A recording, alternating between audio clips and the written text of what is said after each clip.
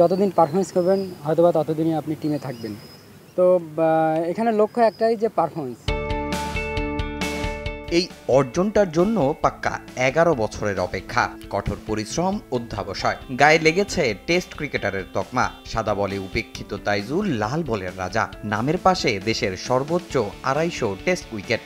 বাহাতি স্পিনারের মধ্যে রঙ্গানা হেরাতের সঙ্গে যৌথভাবে সবচেয়ে কম ৫৭ টেস্টে ২৫০ উইকেটের মাইলফলক স্পর্শ করা। ইতিহাসের পাতায় নাম লেখানো তাইজুল জানেন দীর্ঘ জার্নিতে ধারাবাহিকতা ধরে রাখা কতটা জরুরি। আল্লাহ তাআলার কাছে শুকরিয়া, কন্টিনিউটা করতেছি। আমিও চেষ্টা করি যে সবসময় যে নিজের যে ডেডিকেশন আছে ওইটা ধরে রেখে পারফরমেন্স করার জন্য।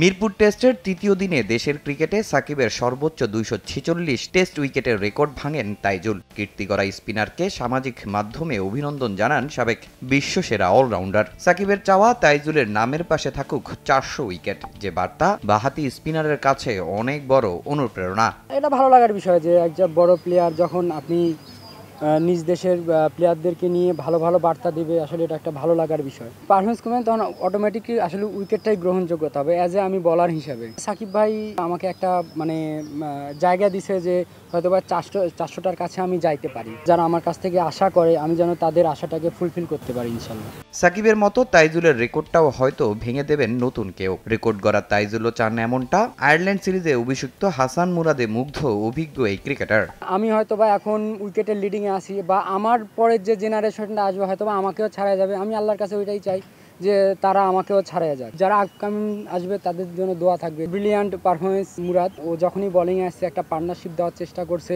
এবং অ্যাজ এ ফার্স্ট টেস্ট বা সেকেন্ড টেস্ট হিসেবে কখনো বোঝাই যায় নাই যে ও মানে নতুন খেলতেছে। সিলেটের পর মিরপুর টেস্টেও দারুণ ছিলেন মুরাদ। ২ ইনিংসে নিয়েছেন ৬ উইকেট। মিরপুর টেস্টে তাইজুলের উইকেট ৮টি। যদিও ২ ইনিংসেই ফাইপার না পাওয়ার আক্ষেপে পড়ছেন বাহাতি স্পিনার। আমার এমনটা ৪ উইকেট অনেক হয়েছে। একটা সময় ছিল একটু খারাপ লাগতো, বাট অ্যাজ এ এটা মেনে নিতে হবে। তামিম হোসেন, সময় সংবাদ, ঢাকা।